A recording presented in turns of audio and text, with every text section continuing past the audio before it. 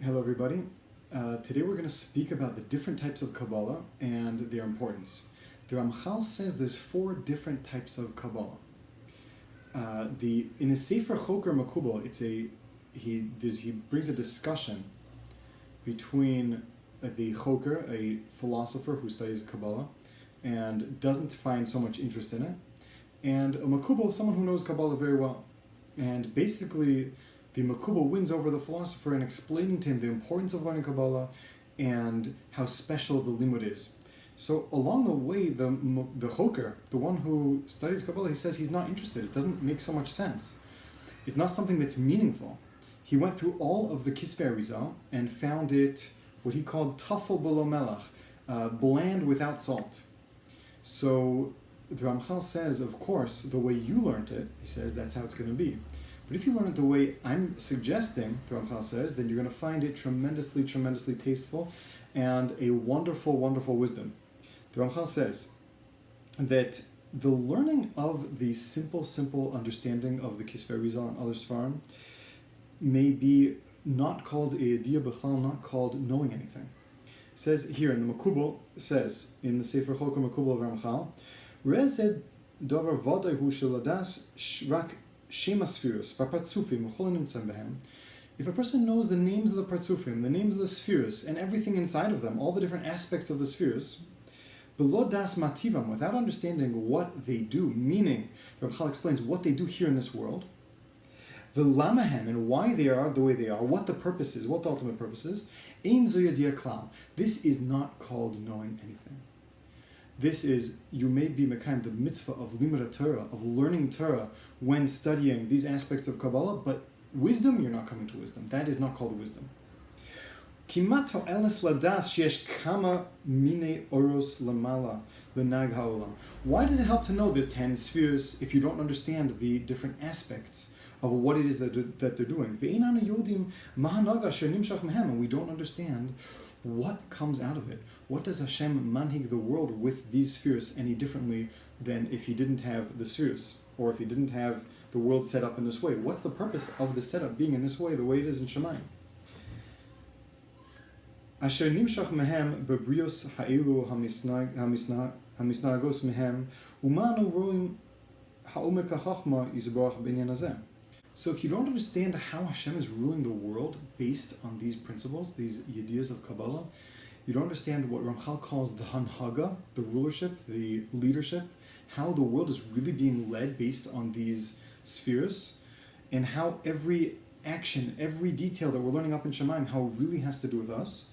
So that's not called the Chachma. He says, Manu roim me'omek chochmaso yisbarach b'inyan hazeh.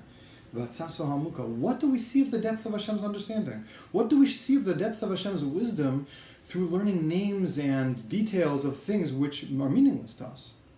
So the Ramchal says this is not the ultimate level of learning Kabbalah, although this is one of the aspects that are very, very important to learn.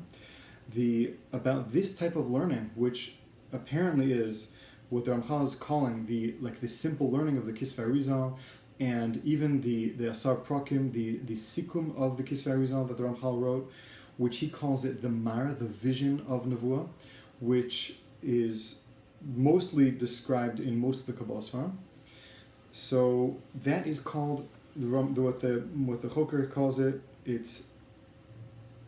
says, after I learned it, he says, I saw them tasteless, bland without salt. That was the Choker Makubal. Bisikum, everything that we learn, we have to try to understand how it has to do with us, and just learning the details of the spheres and the partzufim is not called a yediyah, is not called true wisdom. Here the Ramchal brings a Zohar from Shir Hashirim, and this Zohar says that there are 4 ways of understanding the Kabbalah, 4 different aspects or 4 different dimensions or levels. The first one, he says, is lemanda listakla beraza de mara, to learn it, to know it, to understand, to be able to look in the secrets of Hashem, the secrets of the King. So this is what we spoke about before, the understanding the Ilan HaKadosh, understanding the Kisvei Arizal, which is one of the 4 yediyas brought in the Zohar. However, this isn't called a chachma. This is called yediyas that you're going to need to know in Kabbalah in order to understand the true chachma. So what is the true chachma? Again, this yediyah includes everything from the tzimtzum, understanding the partsufim, understanding them going up and going down, and the 99% of what is discussed in the Kisvei Arizah. For the most part, they're discussing what the Ramchal calls as the Mara. He's not explaining so much inside the Pitaron, inside the Nimshal, if we're going to use those words. The Ramchal doesn't, as far as I remember, Ramchal does not use the words Mashal and Nimshal. He uses the words Mara and Pitaron, a vision that the prophet sees. When he sees a vision similar to something like this vision, like the vision that's described in the Arizah, and he understands the meaning of everything. So we have to also understand the meaning, otherwise it's not wisdom, it's just knowing, hearing a mashal. If you understand the nimshal, it's not so much. The next level of learning, again, this he says is not called the yediyah b'chlal, very scary, very strong words. The next level is called the yediyah. L'mandale legufe, to learn how it has to do with us, literally with our bodies. Kan matchil, Ramchal says, these are the words of Ramchal. Kan maschilos hayedios haikarios. Here begins the main knowledge in Kabbalah, the main learning and understanding of Kabbalah. Habos achayedias ha'ilan, which really comes after the learning of the secrets of the Ilan. After we learn Kisvei Arizah, we can start understanding how this relates to us. V'zos harishona hiyedias sod haguf. This is understanding the body that we live in, this physical body, all of its the shape, different aspects of the body, and all the way it's anhaga. Understanding how it's mushrosh from the spheres halyonos. Kulam baim el bechina azos shel demus adam. Everything coming from the tzura of demus adam, which we studied again in the first chapter, in the first aspect of Limud Torah. We understood, we finished all the Kisvei Arizah, we learned everything, and now we know how the whole world works. We just don't understand what it means. And now we're understanding how our bodies relate to that. I understand that from this also would be kavanas. Much of the kavanas is understanding how the upper worlds relate directly to the lower worlds, even though it's very abstract and we don't really understand it, maybe in a very simple level. But it's something that is for sure part of this idea. And the Ramchal continues and he says, "V'yavin kan haksharim sheyesh ben asfiros ubeino." A person has to understand the connection that he has between the spheres and himself. Kol inyane ha'avoda tuluim b'yediyah azos. All the inyanim, all the topics of avodas Hashem, serving Hashem, is dependent on this yediyah. This is also included in Chassidus. Chassidus does speak about this a lot, speaks about how we, in the simple things that we do, or regular everyday life, how we actually relate and connect to the upper worlds, to the spheres, and to Avodas Hashem, and to the Chokhmah, and to the methodology and the connections and things that we learned in the Kisvei Arizah. And he continues, I'm skipping bits and pieces. Liros olahavin kol ma'aseh adam u'tnosav, to understand every action and every single thing that a human being does. Shekulam mishroshos b'sfiros, to understand that everything is mushrosh in the spheres. How to understand it? This is this idea. This is a different idea coming from, not from the first idea, just from learning Kisvei Arizah and the details of the spheres, but from understanding how we relate to those aspects, and how those aspects, those spheres and partsufim, the upper lights, how they actually affect and bring down into this world. This is all the second yediyah. Vinay, he continues, the Ramchal again. Kol hayediyah hazos hi rachava yadayim ma'od. This knowledge, the knowledge of understanding how we relate to the spheres, is a tremendously great knowledge. But kol hacheshek hagadol v'atshukas hanashama ladas kol advarim ha'ela. This is the cheshek of the neshama. This is what our soul really is craving for. To understand, the tshuka of the neshama, to know these things. This is what a person is searching for when he starts learning Kabbalah, when he starts understanding these things.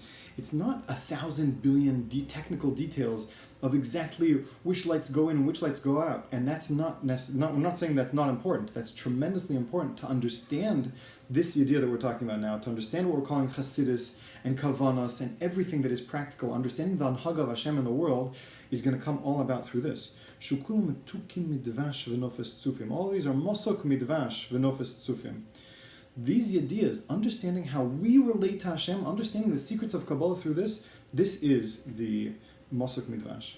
And it comes after understanding and learning the Ilan HaKadosh, Hanal, like we said before. That's the simple understanding of the Kisvei Arizal, and this comes out of it.